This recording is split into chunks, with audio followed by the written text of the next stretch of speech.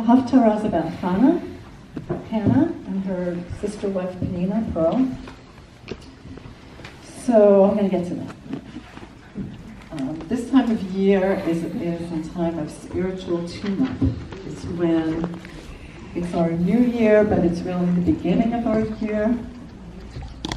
And much like in America, when we do New Year's resolutions, we do similar, but on a different and deeper and more profound level. So, can you hear?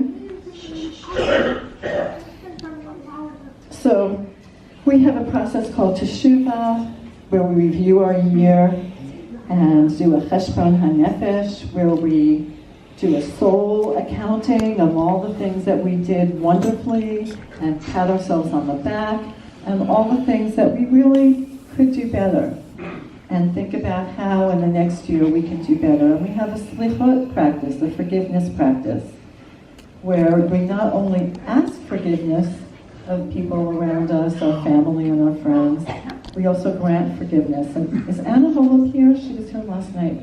Wrote a beautiful book. Anna is a forgiveness counselor in our community, and wrote a beautiful book on how we can come to that place of granting forgiveness. It's not easy, and it's not about forgetting what happened. It's about opening our hearts to compassion to everyone, even those who have wronged us. So Abraham Joshua Heschel says, there are three ways that we may relate to the world. We may exploit it, we may enjoy it, or we may accept it with awe. We may enjoy it, we may exploit it, we may accept it with awe. So this is our chance to stop and take a breath and evaluate our lives and think to ourselves, how can we do it better? How can we treat each other, our environment, our God, and ourselves with dignity, respect, appreciation, and forgiveness?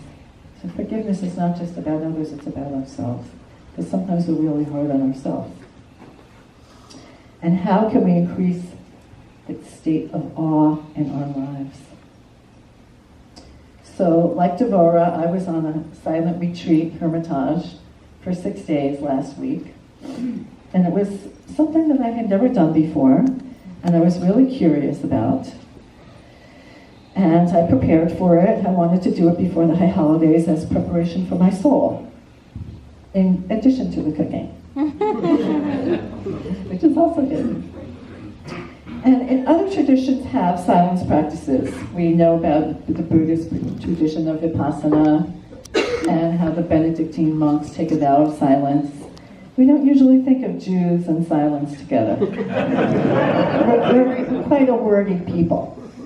But we do have a practice of silence. Our sages valued silence also. In fact, the Kabbalah says that words were invented to hide people's thoughts. Words were invented to hide people's thoughts.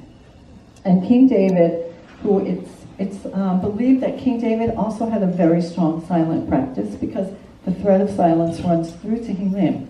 So in Tehillim, in the book of Psalms, chapter 65 says, Lecha Dumia Tehillah. To you, our prayer is praise. Our silence is praise. Dumia doesn't only mean silence, it means stillness.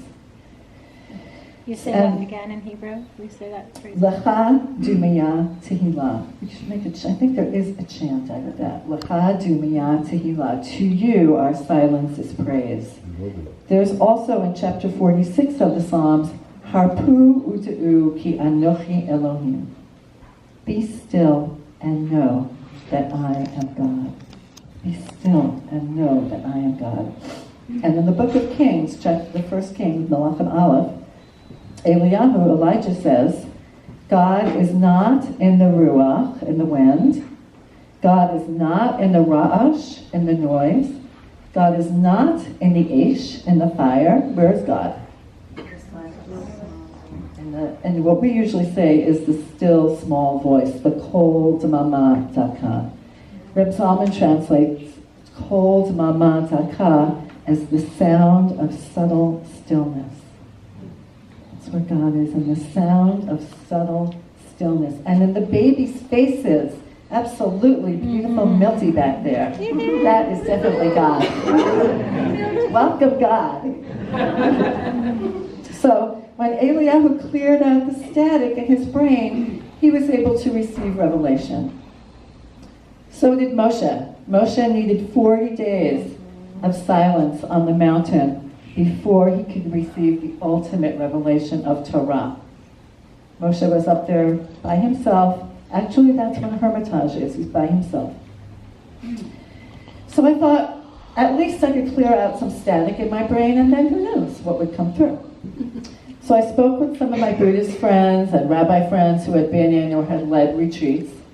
Rabbi Shefa Gold does retreats a lot, and she explained to me the difference between retreat, silent retreat, and hermitage. So you can be in a retreat without being silent, and you can be in a silent retreat with lots of other people who are also being silent with you. But when you're in a hermitage, you don't see another person, you're a hermit. So you're alone, you're in retreat, you're in silence, and you don't see another person. And what Rabbi Shefa explained to me about was that after 3 days of hermitage, the ego dissolves. When you're not reflected in the face of another person, your ego dissolves. I really didn't know what that meant. Now I know what it means. So I've always been fascinated by Tenzin Palmo, the woman who was born by the name of Diane Perry, became a Buddhist nun, and in 1976, at the age of 33, she spent 12 years in a cave in the Himalayas at 13,000 feet by herself. Grew her own food, lived in this tiny space with the goal of becoming enlightened, and when she came out, she became a world-renowned spiritual leader and proponent of the right of women to achieve spiritual enlightenment. I've also always loved the story of Rabbi Shimon Bar Yochai, who was running from the Romans and went into a cave up in the Galil, and he stayed in his cave for 13 years with his son until he got a message that it was okay to come out.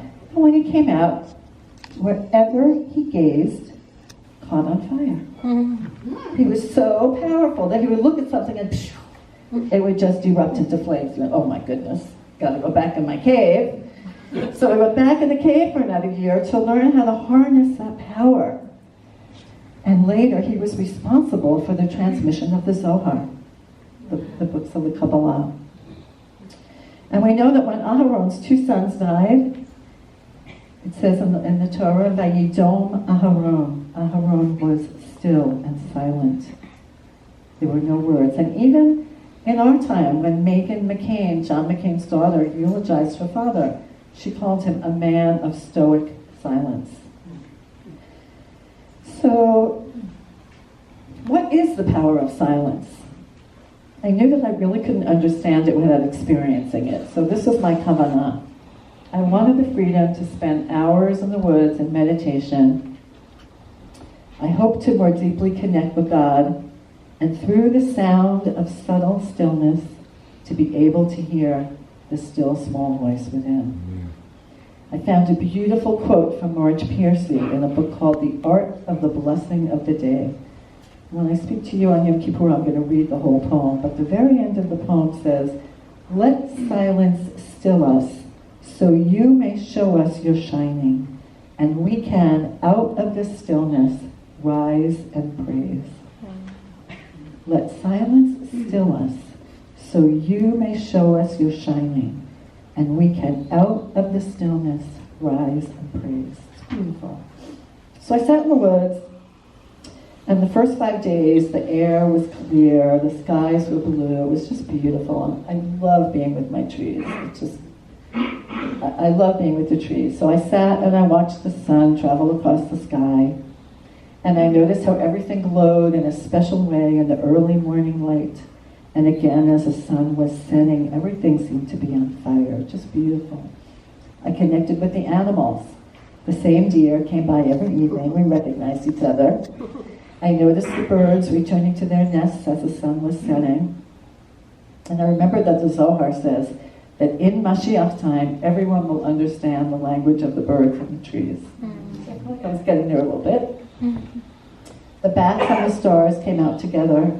the days flowed together, and I felt so connected and grounded and in the natural rhythm. I was able to hear the sound of subtle stillness, and I felt a strong message coming through.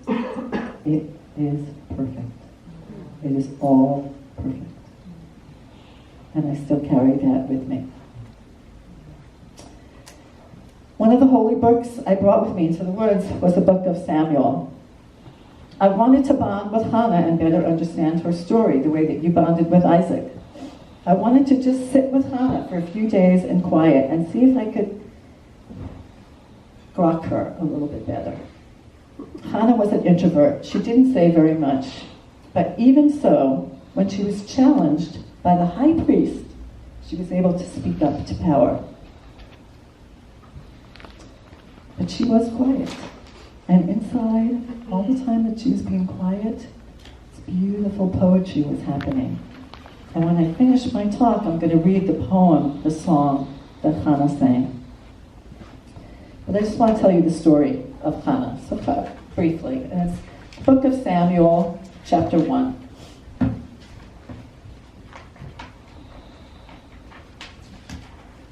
So it starts out with there was a man, Vayihi Ish. It's Channah, but there was Vayihi Ish Echad. There was a man, and his name is Elkanah, and he had 2 wives. The name of the first one was Hannah, and the second one was Penina, like Pearl. Penina had children, and Channah had no children. And he would go up to make sacrifices in Shiloh every year and bring back the portions of the sacrifices, and he gave some to Penina and her children, and he loved Channah. It doesn't say he loved Penina, it says he loved Channah, and he gave her an extra portion. But she was barren, she was infertile, and her rival vexed her sore. Just vexed her sore. So I guess she just made fun of her because she could not have babies, and she had the babies. And she would just cry and would not eat. And Elkanah, her husband, said to her, Lama tivki, v'lama lo tochli? Why are you crying and why aren't you eating? V'lama yera levavech? Why is your heart bitter? Halo anochi tov lach me'asara banim? Aren't I as good for you as 10 sons? I was going to go into a whole thing on that, but I'm just going to let that pass. It's either great because he recognized her for her own individuality instead of her utility, or it's really insensitive. Whatever. You can interpret that however you want. She did not answer. She got up, she ate, she went to Shiloh, and she did her prayer, and she did a silent prayer. And she prayed and prayed for babies, and the high priest came over to her, Eli, the high priest came over and said, what's the matter with you? Are you drunk? And she said, no, I'm not drunk. This is how I'm praying. And then this is the model of our prayer. Silent prayer where her lips were moving, but no sound was coming out because it was all internal. She was praying to God. And Eli said to her, yes, I hear you, good. Go home, you can get pregnant. She went home, she got pregnant. And she vowed to God that this baby that she had, this was Shmuel, she was going to give this baby to God. Now, yes, I know, it's very sad. So, Abraham gave up Ishmael. Abraham was giving up Isaac. Hannah's giving up this baby. It's a lot of this giving up and surrender theme that runs through. But she made a decision. She was going to give up the baby, and Elkanah said, okay, we're going back up. Let's bring the baby. And she's like, no. He's not weaned yet. We'll bring him when he's weaned. We don't know how long that took. I'm imagining he was like 12 or 13. Yeah. The rabbis say 3 or 4. And then she brought him up there. And she gave him to Eli. And he became a temple child. And very poignant that every time they went up, year after year, she would bring him a little coat that she made for him. A little bigger coat each year. So that's the story. And then she did this beautiful song of Channah that I'm going to read afterwards that talks about how we never know in life. The poor can be raised up, raised up from the dust heap. the ones who are up there and successful and honored can be lying in the dust heap the next day, and we never know. So I feel in Channah's energy, and Channah comes from the word chen. When we say Avinu Malkeinu Chanenu La'anenu, be graceful with us. Chanenu, chen. Chen also means the grace of being in the flow. Being in the flow. And I felt like I needed to be in chen. I needed to sit quietly and feel the flow, intuit it, be at one with it, at one-ment, atonement. Rabbi Nachman said that when our prayers are not accepted, it's because they come in without chen. Reb Zalman explained this to mean enchantment. He thought that chen and enchantment were related, and that when we pray without a sense of awe and wonder, it doesn't go through. There's not enough kavanah. As Heschel said, we exploit, we enjoy, or we accept with awe. So do we read Channah on the high holidays to increase our sense of enchantment? As the days went by, I found myself left with more questions than answers. And I don't have answers to these questions. I experienced a challenging time on the fourth day when many old issues came up for me. I felt angry, hurt, isolated, a bit out of control, and afraid. My world looked bleak, and I felt like I was losing my mind. I reached out and texted a Buddhist friend in retreat who advised me to stay with it, keep surfing the waves, shedding and expanding, fully surrendering to whatever arises. And I sat and let the emotions wash over me. And from that broken place, min ha-mitzar, I felt a heaviness engulfing my spirit. I felt a deep, sad awareness, and I felt I could hear our mother, the earth, weeping. This was also the time when the smoke started coming back. Weeping for our air, weeping for our water, weeping for our oceans, and another strong message came through. Everything else is only details. Only one thing matters. Tikkun, olam. Only one thing matters. Tikkun, olam. I still hear this and carry it with me. And I'm going to share more about this on Yom Kippur, this aspect of my journey. I'll share more about Tikkun olam. But as I meditated in silence, I realized that silence plays a role in all of our high holiday Torah and Haftorah readings. When Sarah tells Abraham to send Hagar out into the desert, Abraham responds with silence. When God, it says he was upset, he didn't want to do it, but it says he didn't say anything. When God commands Abraham to take his son to be sacrificed, Abraham responds with silence. And as Marcia taught us just a little while ago, when Isaac is lying there, he is silent. When Elkanah tries to comfort Channah and says, "Aren't I better to you than 10 sons?" Channah is silent. When God tells Jonah to go out and save the people of Nineveh, Jonah is silent. Not only that, but Channah is known for being the first biblical person to model silent prayer. Rak sifateha na'ot v'kola lo yishamea. So her lips were moving, but there was no sound to hear. So the Piazetzner Rebbe, do you know who the Piazetzner Rebbe was? Amazing man.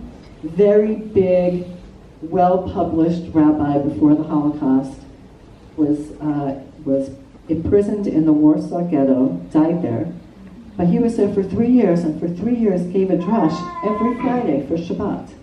And they were, this is off topic, but they were written down, placed in canisters, and buried under the ground with a little note, "If these are ever found, please send them to my brother in Israel." And he was murdered when the ghetto was razed, and they were found. They were found by a Polish worker who was doing construction, and they were sent to his brother in Israel and published. It's a book called Eish Torah, and you can see the progression from year to year to year as the hopelessness sets in. And he really talked about hearing God crying. So he said that silent meditation is the deepest form of tshuva. He said, one should find a quiet space before praying, separated from the noise of the world. One can thereby cultivate one's intention to converse with God. When one is quiet, separated from the noise, then the garments in which divinity is cloaked, due to our processes of discursive thinking, willing, and acting, these garments fade away, and the divinity within the garments is revealed. This is profound. So maybe holy silence, awe, grace, enchantment are all pathways to God. All help us to reveal the dignity and the divinity within the garments that is there all along, in every moment and in every experience.